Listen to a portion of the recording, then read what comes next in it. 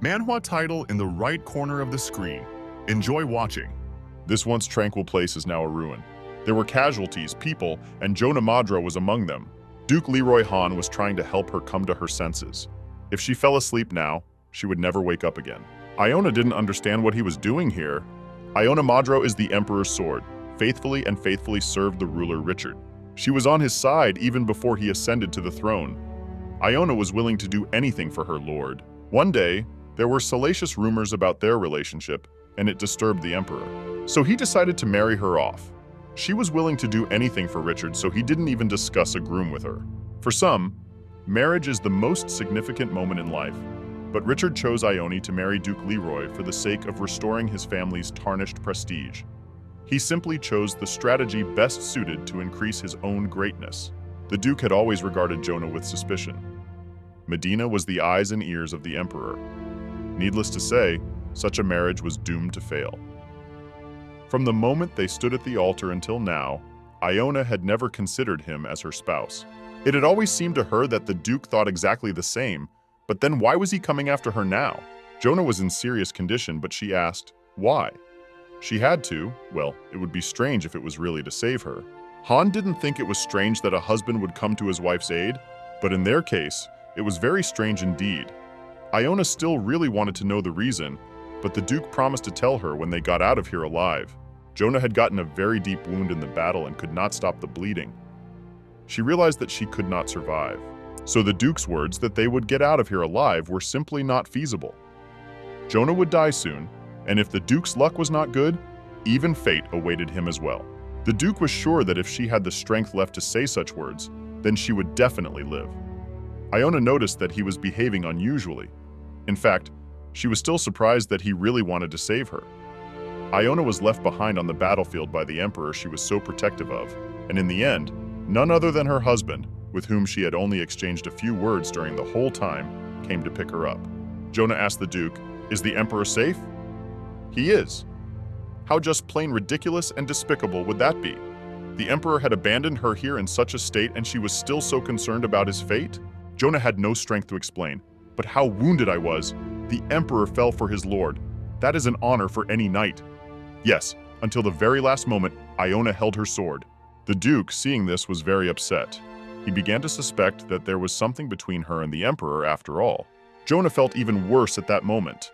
Iona was in pain, but the Duke tried to calm her down, for his men would be here soon to treat her. The Duke came all the way here alone because he was worried about his wife. It's just shocking. Iona was so cold to him because she knew she was going to die soon. But if this was really the last minutes of her life, there was something she wanted to do. She asked the Duke to do her one favor. She wanted to kiss him one last time. The Duke was very surprised. Did she really have any feelings? But Iona said it would just be a little unfair to die without giving her husband one last kiss. They kissed once at a wedding, you might say, but it was 3 seconds of light lip contact. The Duke seemed embarrassed. Iona laughed that he was acting like a little kid, but promised she wouldn't tell anyone. It would stay between them. The Duke said that she would not die, and this was not the last kiss. Then they kissed passionately. Iona tried to remember what she might regret at the end of her life, but nothing came to mind. She thought she could not think of a better end to her life. But if circumstances had turned out differently, perhaps she could have lived a happy married life with her husband. With that in mind, Iona closed her eyes. She died without regret. The Duke was gripped by panic. He tried to wake her up, but it was unsuccessful. She was dead. Iona remotely heard someone calling her name many times. Abruptly, she came to her senses when she heard a loud bang. Her father was sitting in front of her. He was the one hitting the table hard and yelling at her because Jonah was distracted right in front of him while he was talking. He called out to her many times, but it was as if she didn't hear anything. Iona didn't expect to see her father, Count Hayden Madro, because he was dead. But if she met him, she thought she had gone to hell. Really, she had imagined it somehow differently. Iona wasn't surprised. A sinner like her wouldn't dream of going to heaven, and her father was such an asshole that this place was just right for him. Iona talked about all of this out loud.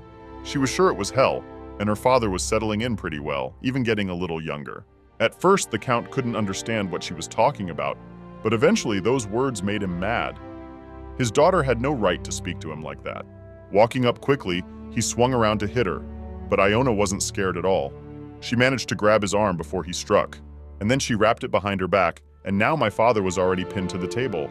He called her a bitch after he himself betrayed every mental and unthinkable vow to her. Had an affair with some woman. He has the nerve to call Jonah names. He'd read that she had no right to open her rotten mouth toward the man who'd raised her all these years. So he never gave up trying to somehow hook or grab Iona to hit her. But she dodged, and eventually the count would fall again.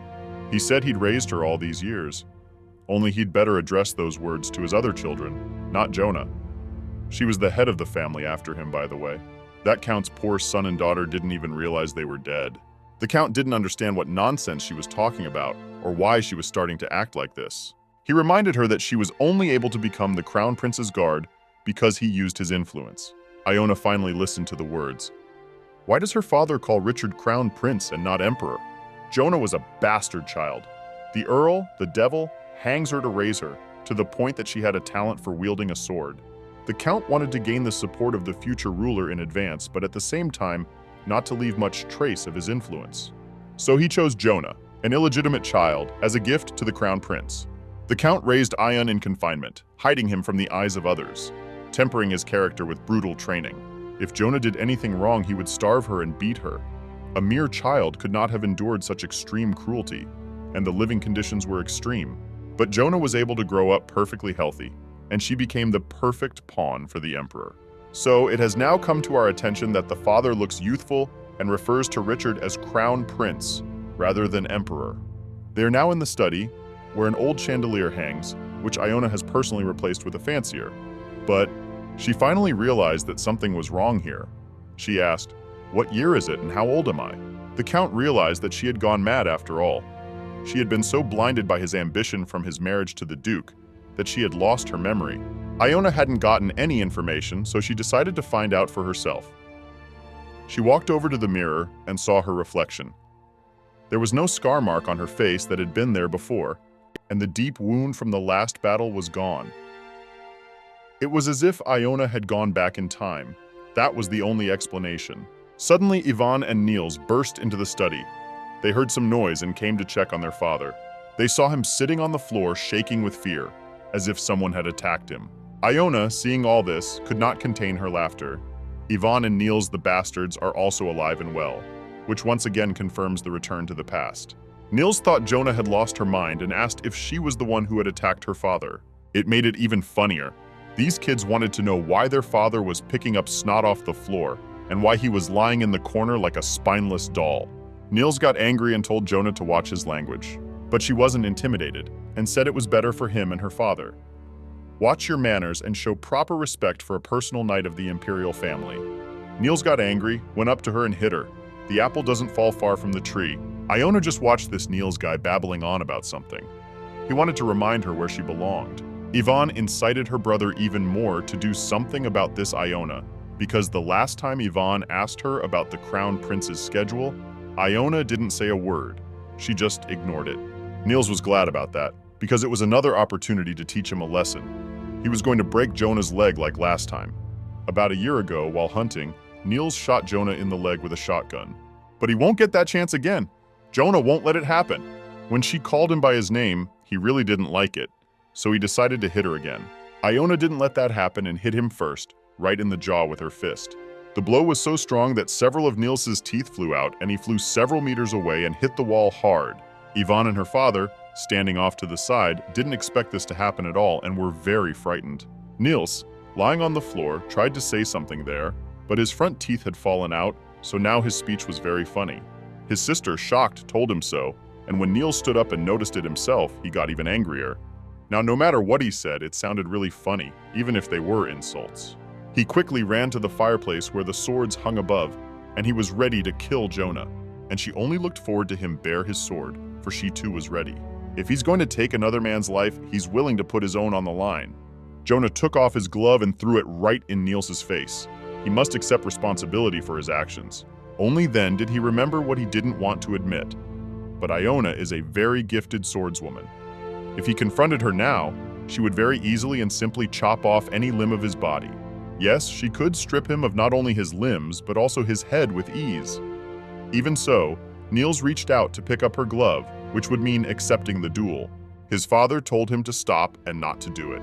Niels struggled with the desire to live in pride. His father proceeded to yell for Niels to stop and for Jonah to step back. Even though he is old, his brains are still in place, and he realizes who is stronger here. He thought he could tell her what to do or not to do. Iona had backed down too many times to obey her father. Besides, the shadow of when she would meet the Duke was approaching, but she doesn't know exactly how much time is left. How many days until she meets for the first time? Iona has to figure out what she's going to do next, because she's back in the past. She didn't touch her father and brother again. Back in her room, she decided to get rid of all the maids who had been spying on her, just took them all and dismissed them. Told them to tell the Count that his proverbs had given themselves away. The maids, without asking too many questions, left at once. Iona was very happy with what was happening. After what had happened, her father would be quiet for the time being. Iona thought for a long time. What was happening now was a dream or reality, a divine punishment or a gift. Why had she come back at this particular moment in time? Iona had never thought or wished to be reborn, but now it turned out to be not so bad for her. If she could see Duke Leroy Han one more time, it would be a very good thing. 2 days passed, and Iona arrived at the Imperial Knights headquarters. She didn't know how to behave when she would meet the Duke, and she was even a little worried. All this time she wondered why then, had he come to her aid when she was dying? Maybe he just didn't want to become a widower early. I also wondered what happened to him after Jonah died after all. Had Han survived, or had he died? Iona really wanted to find out and make sure he was alive. Well, now she's back in the past. Here he is naturally alive, and meeting him isn't that hard. But in any case, they will see each other very soon already. Iona won't be left to act recklessly to avoid missing him, so it's wiser to just wait. Sometimes she remembered the warmth of their lips touching. She could still feel that heat. It was the warmth of someone who was willing to throw himself into battle for her. Jonah will be sure to thank him, but a little later. Now she came to see Saskia, the commander of the Knights. Iona had gotten another beating, so for certain reasons she was going to stay at the bureau today. She offered to help the commander, help she really needed, but not from Jonah, because the Crown Prince told her to urgently come to the office in person. The commander had gotten used to Iona using makeup, only to cover up new wounds and abrasions in so much time. It comes out very poorly every time, and anyone who sees Jonah will immediately know what's up. Even now it's noticeable. Saskia was sure that Jonah had been hit again by that creep Niels when he goes too far. The commander said that Jonah shouldn't have to endure humiliation from that scum. Saskia was completely serious. She even said that if Jonah came here again with another bruise, she would challenge this Niels to a duel. According to high society, there is nothing more shameful than a child born out of wedlock. Count Madro, well aware of this, forged Iona's documents, declaring her to be the child of distant relatives. Therefore, many people assume that the Count simply adopted Jonah, and because of this, everything just ignores how he has treated her since she was a child. Iona told the commander that Niels was unlikely to accept the challenge. At least he would accept it from her. When the commander found out that Iona had finally challenged Niels to a duel, she was relieved. It was very amusing. The girls talked some more and Iona left for our prince. No one but Jonah can behave like this in front of a knight commander, and it's actually for the best.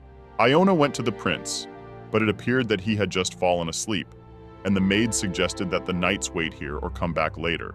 Iona decided to wait. She approached the prince when all the maids had gone. If he was that tired, she offered to postpone, but then, after these words, Prince Richard Lehman immediately got out of bed. His knight was so impatient and made the lord interrupt his sleep. He heard about Jonah knocking out all of Niels's front teeth. She quickly said it wasn't true and was just a rumor, but Richard ordered her to tell the truth. Iona can't resist those words. Richard was not the lord she wanted, but still Iona obeyed his orders flawlessly. She was only a pawn in his game, so she behaved obediently to survive. Iona had never sought his recognition or expected praise, but there was one thing she wanted to ask. When the Duke embarked on the field of battle to save his wife, the marriage which had been forced upon him, where was Richard at this time? Could it be that he was unable to save Jonah? Or was he simply unwilling to do so? Jonah told the prince about punching Niels in the jaw with her fist in response to the conflict he started first. That was the end of it. The prince wondered what the conflict was about. Was it the impending marriage? Richard lifted her head and said that if Jonah was against this marriage, she could only say so and he would immediately call the whole thing off. Iona looked into his deep eyes. Richard spoke as if he were sincere with her. He had asked her that question in the past too, but Iona was sure he wanted to test her loyalty that way. To that question, she answered that she would do whatever he ordered. She'd always been like that, always willing to follow his orders, and that hadn't changed. But now she said that she actually really did like her future fiancé and even thanked the prince for being kind and taking care. Such an answer obviously did not please the prince, and he frowned at once, but said he was glad to hear that the marriage would not be forced. His mood was ruined, so he told Jonah that she was free today, but just earlier he had called her to say something important. It turned out that her fiancé would be arriving here today. And at first, the prince wanted to introduce the future spouses to each other. Iona was immediately overjoyed. She didn't know that the Duke was coming to the capital today. But the prince changed his mind about introducing them today because there was a very noticeable abrasion on Jonah's face, so the meeting had better be postponed. Iona had completely forgotten about it because she didn't think it was that important. And especially with eyes and ears everywhere in the courtyard, it would be hard for her to talk to the Duke now, so she just left. At the same time, in the outer courtyard of the imperial palace, the Duke had already arrived, and his servant Jonas was very annoyed that when the Duke arrived, they didn't even send a servant to escort him out. But the Duke didn't care, he could walk himself. Jonas still insisted that it shouldn't be like this. After all, the Duke had been summoned here, so they had to introduce a guide.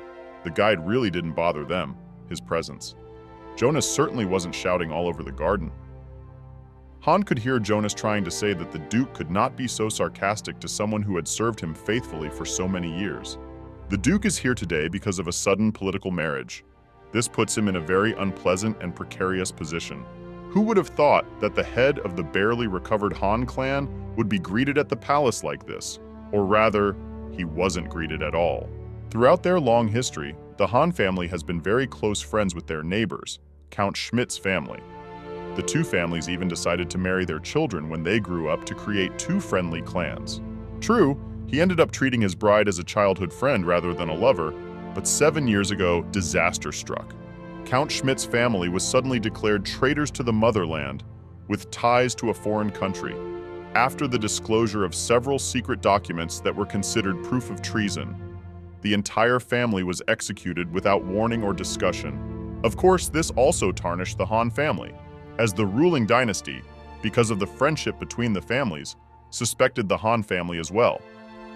Under the pretext of investigation, all lands, real estate, and property of close relatives were confiscated and imprisoned.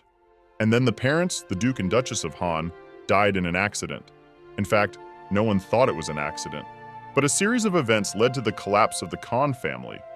Leroy lost his parents, his honorable name, and the one who was to become his bride in the future. The scene was tragic, as if painted on canvas. Leroy had worked hard to restore the good name of his family, which no one else wanted to deal with.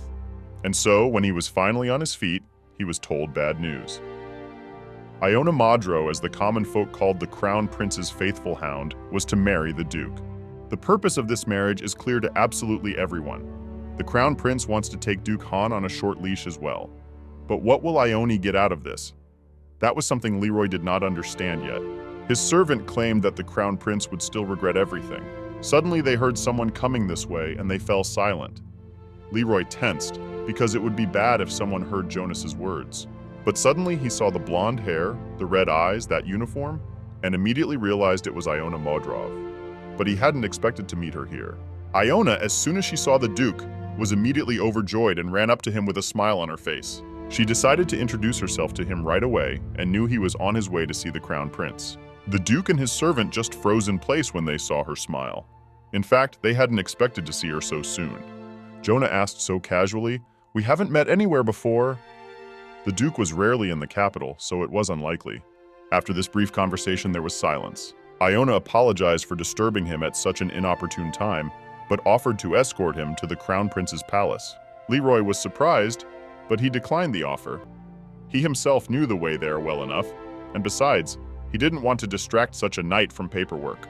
Iona sadly said that she didn't have any important assignments right now, so she was completely free. Jonas stood behind, just waiting for the Duke's reaction, but he realized the situation wasn't the best and decided to help. And then they, as if to ignore Jonah, went on their way. Even still, Iona wished Duke Leroy a good journey. She was a knight after all. Still, she smiled at him, for soon they would meet again. The Duke and his servant were surprised, for Iona turned out to be much kinder and more polite than people had said of her. Iona was already on her way home. After she saw the Duke that he was alive and well, it was easier on her soul, only very noticeable how wary he was of her presence due to the fact that she was serving the Crown Prince. Iona knew Richard definitely trusted her, but she didn't know if he liked her? Probably not. For when the rebels hiding in the top broke through to the palace, a rebellion broke out. A barrier was needed to break through the pillar. Iona received an urgent message from the Emperor. Richard ordered Jonah and the soldiers of the 1st Division to stay here to cover his retreat. This was very unpleasant. Iona tried not to think of it again. She returned home where she was immediately met by the Count.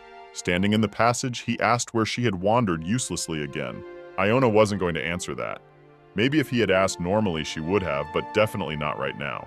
She walked past him, but her father ran after her, asking if she had gone to the Emperor's reception like that. It was horrible because there might be bad rumors.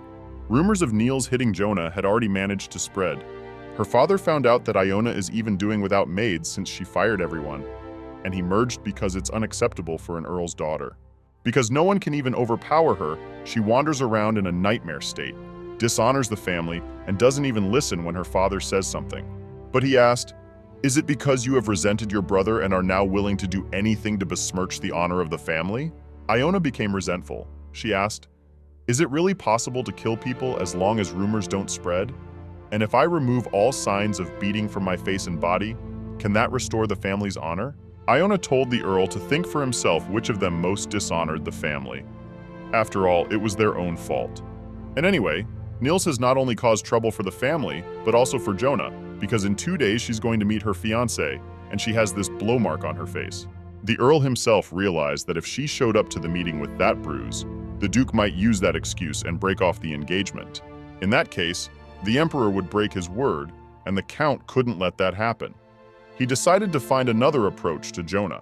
Instead of aggression, he tried to speak more softly, said that her brother could be abrupt and impatient sometimes, but family members should always support and have each other's backs. But when Jonah acts like this, it becomes very difficult. She'd chased all the maids away next, and her father was kind of worried that she was very uncomfortable living alone right now. Iona stared directly into his eyes. From this look and further, the doctor stopped hard, so the Count's words sounded not very convincing. He admitted that he had misbehaved, so they misunderstood each other and even apologized. Iona smiled and told her father not to apologize. After all, it was Niels who hit her, so he should apologize. Her father reminded her that she had knocked his teeth out, and it would be best to make up through him. But Jonah wasn't going to reconcile if they couldn't even talk properly. Whoever did the deed should admit guilt. Iona said that if Niels apologized to her, she would forgive him and hire her maids again. A short while later, Jonah was already sitting in her father's study, quietly drinking tea and waiting. Niels could be heard screaming outside the door. He was yelling about how he hated Jonah and didn't want to talk to her about anything. He didn't care. Let her get her engagement together. He didn't want to apologize, but his father dragged him forcefully into the study.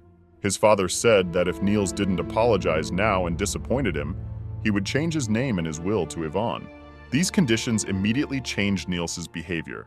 He realized that it was better to pay his pride and apologize now. Without his teeth, he still sounded just as amused, but he apologized nonetheless. Jonah asked what he was apologizing for, and Niels, pressured by his father, admitted that he should not have raised his hand to his sister. "Let's continue from here." The Count said that Niels was very sorry about it, but he accepted his apology. So Iona should also apologize and forget about what happened. Jonah hit him too, so she said she didn't mean to do that. But if he was in a lot of pain, then sorry. I should have ducked better, and besides, he actually started it first. Niels immediately realized that those were the words he had once said to her. Only then he would have been in a scary position, so there was nothing she could do to him. Now that she said it with a sneer, he realized she was mocking and had completely forgotten her apology. He lay down to strike again. Apparently, they don't teach him anything at all in life. One word from his father, and Niels stopped again. Dad told him to keep his mouth shut on the call if he didn't want to disappoint even more. Niels, the oldest child, should have a head on his shoulders. And anyway, why did he yell like a girl? It's obscene behavior. Niels didn't understand why his father was saying such hurtful words. The Count said that his son was being too nasty in front of the younger ones. Iona had just been watching the whole time, but she realized that if she kept quiet, Niels would start crying, and such a sight would make her sick. So she asked her father to stop. She said she'd laugh and forget about what happened, and she also told her dad not to worry and not to get into the business of hiring maids. He reminded her that she had agreed to be her own maid. Iona was going to do it anyway, only she wanted to personally choose the one who would work for her. After saying that, she left. Iona had been so consumed with other things that she hadn't even had time to think about a personal maid. But Hayden was right. A lady of high society must have personal servants, and it would be very unseemly not to have them. That means choosing someone Jonah can trust. One candidate immediately came to mind, but Iona couldn't remember very well what age that girl had been then. When Jonah was young and living in terrible conditions, usually no one cared about the condition of her room. No one came to check on her and no one tried to clean it. But that maid asked, "My lady, have you ever dreamed of leaving this place?" Iona said no, she didn't even have that in mind. Then the maid came like, "Well," and straightened the curtains. Sunlight illuminated this old room. The maid said that if my lady intends to live here, she must make this room look like a good place. But not everything in this life can be fixed by cleaning alone. Iona remembered this maid as a ray of light in her childhood. Now she called the butler to ask him about the maid who had been sent to work on a remote estate some years ago when the countess died. Jonah ordered this maid to be brought here. The next day, Jonah woke up as usual, got herself ready, and then that maid finally came to her. Her name was Marcia. She had grown older, but she still looked kind and sweet. It had been a long time since they had seen each other, so the maid asked her how she was doing. Jonah said she was fine and asked how Masha was doing working away from home. The maid was fine too. She was actually surprised when Iona suddenly called her here, so Iona decided to get straight to the point. She said that the position of personal maid was now vacant, and she would like Marcia to take it. This maid was not surprised. She knew at once that my lady had no personal maid, for she saw no one in the room when she came here. Iona wanted Marcia to serve her personally, but the maid said that even barons had a minimum of 2 maids, so my lady must find more, for she was engaged to the Duke. Iona was going to hire others when she was already married, and the wedding was a couple months away, so she hoped Marcia could do it alone. Marcia didn't mean that at all, but she realized that my lady hadn't changed much. The maid asked if the Earl knew of her return, for the Earl would not allow Marcia to serve Jonah. But Jonah said that she didn't care about her father's opinion. She had already made the decision to hire Marcia, and no one could tell her whether she could or not. Marcia rejoiced because she realized she was wrong. Milady had grown a lot during their separation. Marcia didn't get any promotions, not because she was lacking in skills. She was just abrupt and not always attentive. Also not very good at cooking, but she was the only one who took care of Jonah. She washed and bandaged her wounds. So she soon fell into disfavor with the Earl, who moved her out of sight. In fact, Marcia had dared to voice her opinion of the impending marriage then. That was in the past. Iona had often endured both from girls and people on the outside inappropriate attitudes. Marcia, learning of this, was angry every time she heard that Iona and her loyalty to the Emperor were once again not properly recognized. Iona could only sulk, unable to blame him. And then Masha said, "Lady Iona, you must always think of yourself first." It was only recently that Iona realized that the maid was absolutely right. But in her previous life, she had not followed that advice. For Jonah never had the strength to escape from a family in which no one loved her, nor from a lord who did not appreciate her loyalty. It wasn't until the last moment of her life, when she was saved by a man who had every right to hate her, that Jonah realized her mistake. But Iona wouldn't make that mistake twice. Though late, she wanted to say thank you to Marcia for always being there to comfort. Marcia didn't remember doing anything worth being thankful for, but Iona had never appreciated herself. The maid's words had conditionally breathed new life into her that time. So Iona, you could say, wanted to return the favor and promised that she would no longer be as weak as before and would appreciate Marcia just as much. Marcia even cried out of joy. Soon, as expected, her father did not go through with the decision to bring Marcia back. Apparently, he had decided to be quieter than water and lower than grass before the wedding. Thus, the daily judgments visibly came, the day of the meeting with the Duke. Everyone was bustling about making preparations. But Jonah was amused because the family thought they would gain something from Jonah's wedding. The Count probably thinks this will strengthen his relationship with the imperial family. But in reality, it won't. Iona is only engaged for now. Thanks to the help of her personal maid, she got a lovely hairstyle and beautiful makeup. Iona, it was time to go to meet the Duke. She was wearing a very pretty dress, but as soon as she came out of her room, she ran into her sister. Yvonne, on seeing Jonah, laughed and said that if you paint a cat with tiger stripes, it won't become a tiger. And Jonah's outfit will definitely make a lasting impression on the Duke, because this outfit is too showy and pathetic. Iona just ignored those words. She was going to move on. But Yvonne didn't stop. She looked at Jonah with a nasty look and said that this layer of plaster wouldn't help her. And even dressed like that, Jonah still looked like a frog. Jonah, however, would not stand for it and told her maid to go get her sword. Yvonne was really scared. First, Jonah forgot to knock her brother out, and now she's targeting her sister? Yvonne said the knight dare not touch the girl. But Iona laughed and reminded him that she was actually a girl too, so that rule didn't apply. And then she slowly began to come closer, and Yvonne trembled with fear. And then she screamed loudly, calling Jonah a vulgar brat. She considered herself insulted by those horrible words. But Yvonne still shouldn't have made such a scene right in the hallway. She hadn't thought about it beforehand. The Duke, who had already come right from the threshold, saw the whole scene. And even the Count did not know now what to do. The Duke had arrived at this estate a few minutes ago, the Earl spinning around beside him and flattering him. In fact, the Duke arrived 10 minutes before the appointed time and apologized for it. In fact, he arrived even much earlier, but entered the manor 10 minutes before the appointed time. And all because Jonah started yelling that it was better to go to the manor than to keep sitting here. They'd been in the carriage for an hour already, but the Duke said not to come, not to visit so early when the hosts had not yet completed their preparations. Duke didn't want to admit it all this time, but he was actually very much not looking forward to this meeting to see Jonah. Recently, when they met at the Imperial Palace, she had really caught his eye with her bright smile.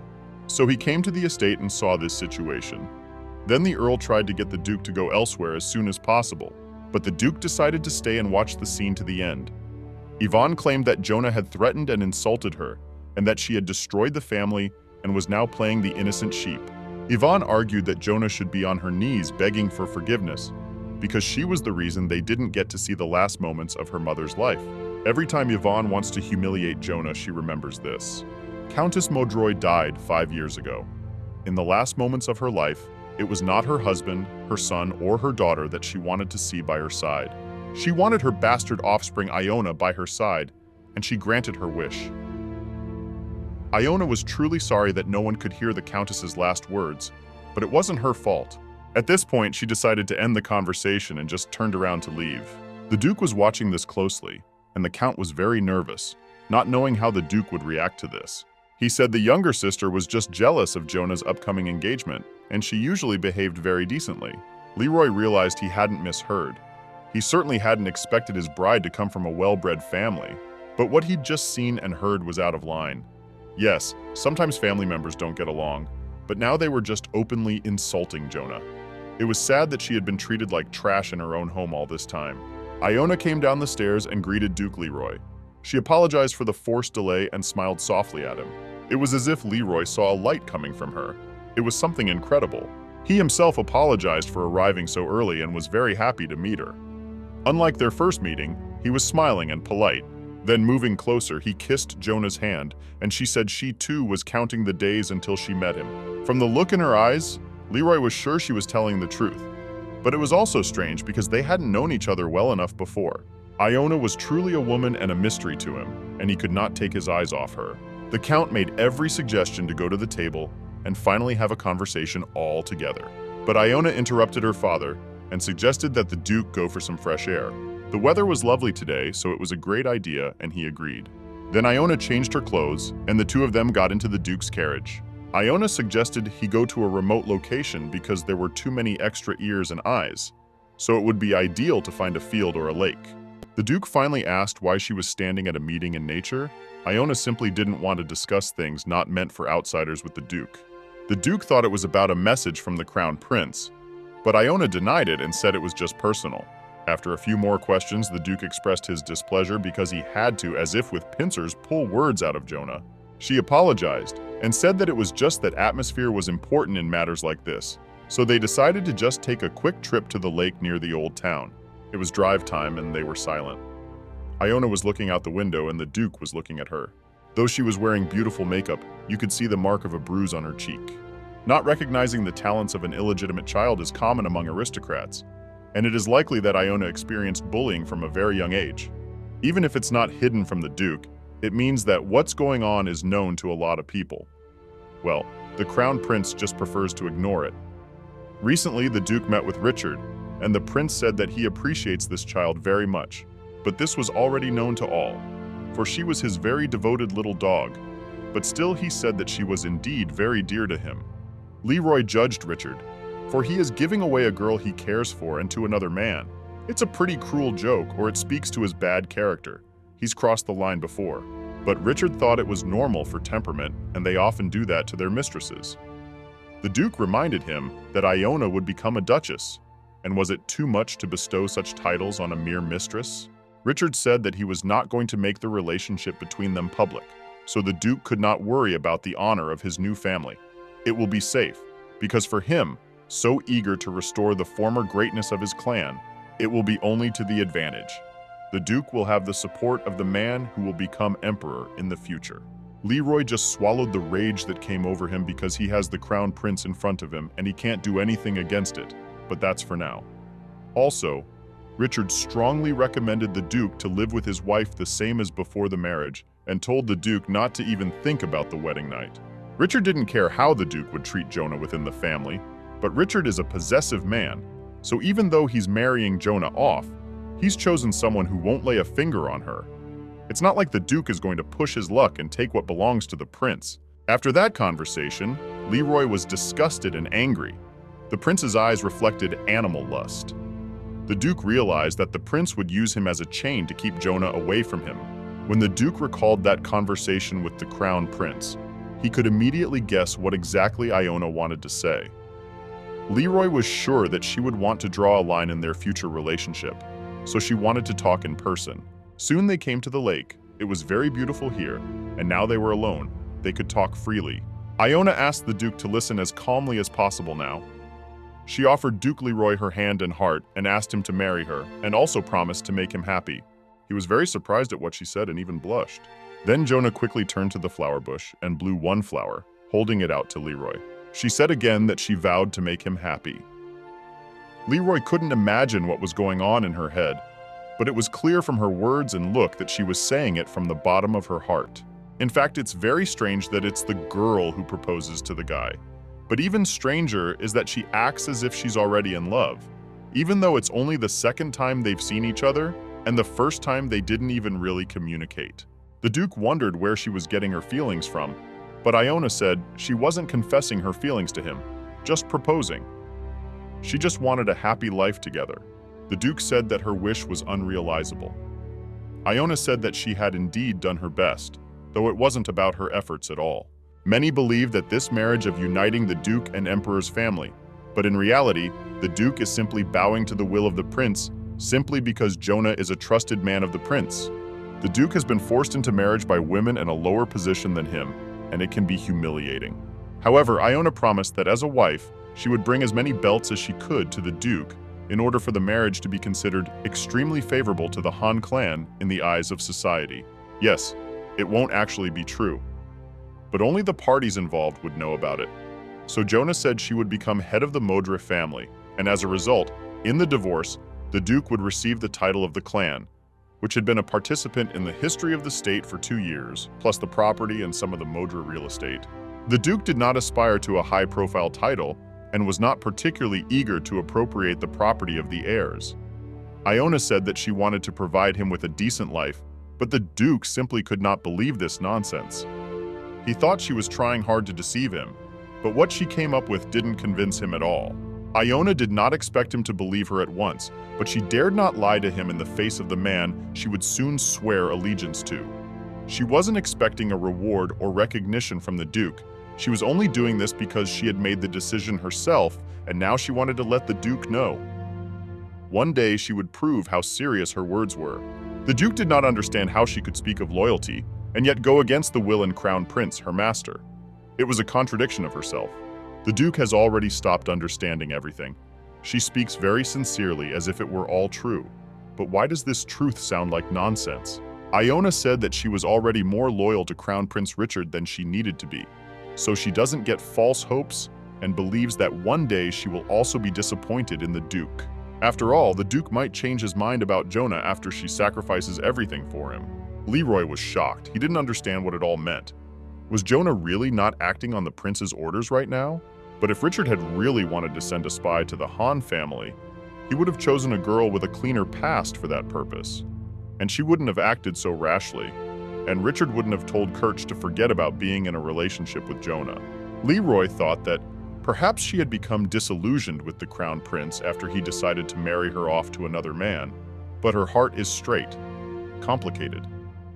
Era would rather grow than change for her. Demonizing the crown prince and living a successful life is a form of revenge. But even so, she could pass a less shocking way to convince the Duke. The situation was difficult in general. It was something to ponder. Iona had been in the service for a long time, so there was naturally no trust. After all, she was the one with the obligation to be serious about her intentions. But loyalty was not the kind of feeling that could be one-sided. So she asked the Duke, how long would it take for him to believe these words? And that was the end of their conversation. Jonah's hat flew into the middle of the lake, so the maid ran over to fix her hair. Jonas also approached the Duke and asked what they were discussing since their faces were so serious and the Duke was thinking so deeply. Leroy asked his assistant, if a girl proposes herself and promises to provide for everyone, what should a man say to such a thing? Jonas was shocked that the lady said such a thing to the Duke, but the Duke didn't realize it himself. The servant suggested that the lady just might be mad. Otherwise, why would she show such kindness to a man she was seeing for the second time in her life? Leroy said it wasn't the second time, but it doesn't matter because Jonah doesn't remember their meeting, which happened a long time ago. But the meeting was so fleeting that it's no wonder she forgot. The Duke, however, remembers everything. Leroy offered to send Jonah back to the manor and continue the conversation, but suggested they end the meeting, for the Duke needed time to think about her proposal. But he wanted to know something about each other, and there was no better means for that than conversation. Besides, he had promised the Count that he would have Jonah back for dinner. She told him that she planned to be back by evening as it was. He might not worry, but even so he kept to her. Was going to send the lady home alone, he couldn't impress Varvara, who had no concept of good manners. Iona had just made other plans already, so she needed to get into town. She told the Duke to find a place where he could wait in comfort, but he didn't want to split up and make up these schemes. Iona wanted to look into a place unfit for the Duke's status. She had told him honestly about it, and it had been honest before. And so he, too, had asked where she wanted to go. Jonah said he wanted to go to Posh Street. It's a notorious neighborhood of debauchery and gambling. It's a place with a bad reputation, and the Duke was beginning to think all sorts of things. But Iona said she had no intention of meeting men there. In fact, she was going to find a woman there. However, this information made the Duke's face distort even more. Count Hayden Madro is a selfish and very ambitious man, but the worst of his qualities are his views on marriage. He had many mistresses, but even after marriage he was constantly having affairs on the side. It's no surprise that he had a child out of wedlock. Iona's sure she's not the only one. After the Countess's death, he's been on the run, and his current mistress, Fleur, is on everyone's lips. Everyone knows about her, and Jonah is going to go to her. The Forbidden Pleasure Quarter doesn't look so bad by day. Iona started looking for the right person. The Duke followed her everywhere. She once again told him to wait in another convenient place. But the Duke had already mentally prepared himself and was not about to back down. He even borrowed some clothes from his servant. Jonas will be so upset because he only recently bought some. No one but the Duke knows about Iona coming here, because meeting her father's mistress is best kept secret.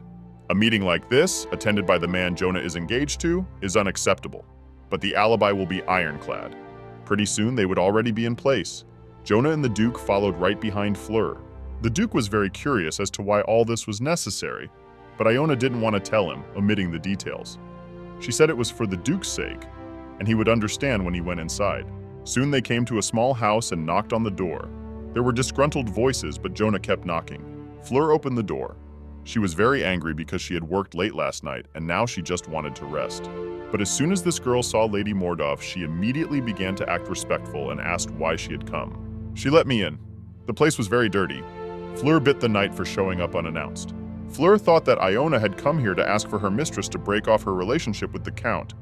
So she had said beforehand that she had no intention of doing so. Iona asked to keep their conversation a secret.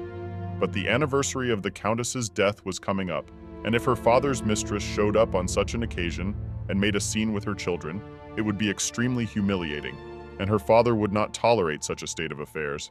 He'd rather be angry with the mistress. Fleur didn't understand why Jonah was saying that, and then the lady threw a bag of gold coins on the table.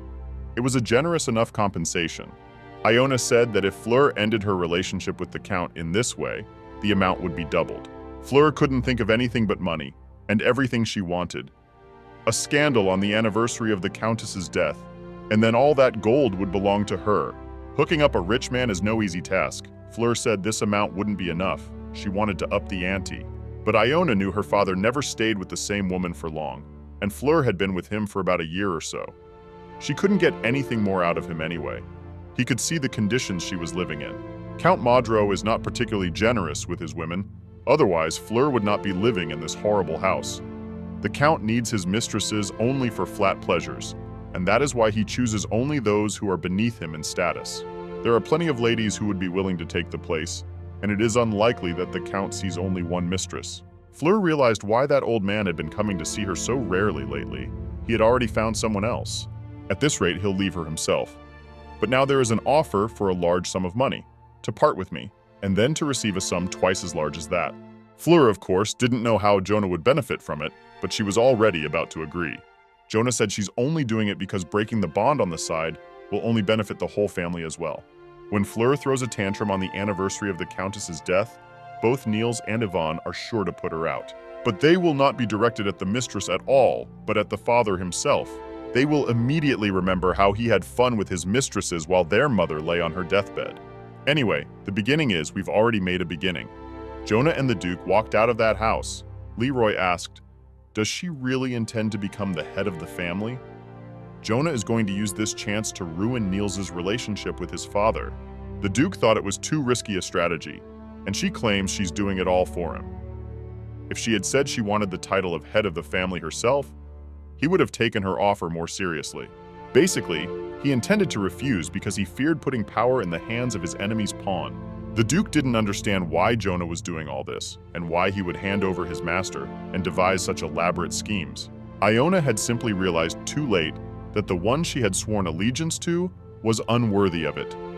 It was the only explanation she could give the Duke, and that was the whole reason anyway. Leroy realized that she wasn't lying, and was really acting out because the prince had betrayed her. Loving a man who openly declares that their relationship will always be secret is truly awful. Leroy felt like a fool.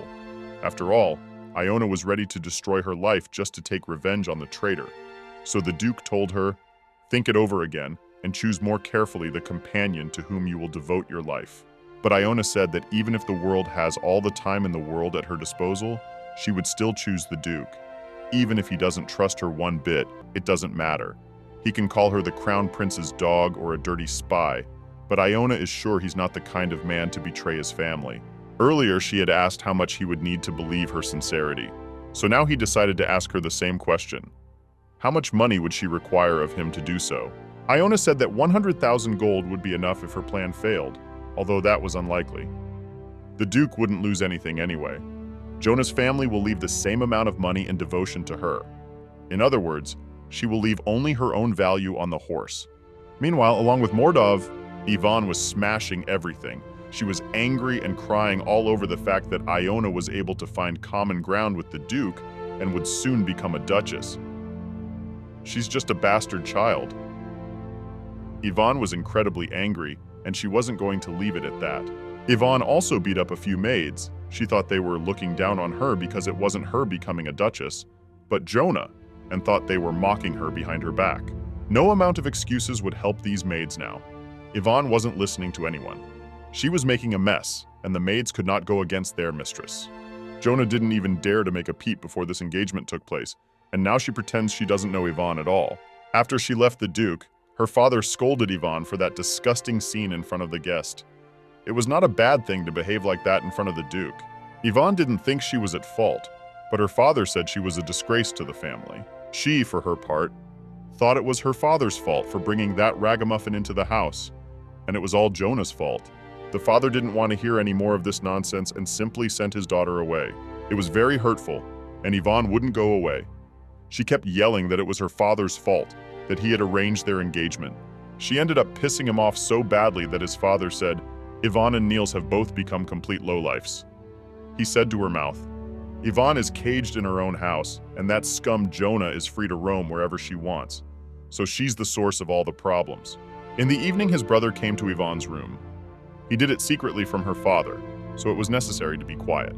By now, he could already talk normally after much practice. Yvonne ran to her brother to complain. She was so sad and hurt. She asked the Duke something about her, for she hoped she had not caused a misunderstanding. The Duke said nothing, but he showed almost no interest in Jonah either. The whole engagement was ordered by the imperial family. Told her not to worry, but to leave things the way they were either, because now Jonah was looking down on them. Niels wanted to use Jonah when she became, but now changed, and she would just embarrass them. Niels wanted Yvonne to be the one to become Duchess, but she didn't know how it could be done.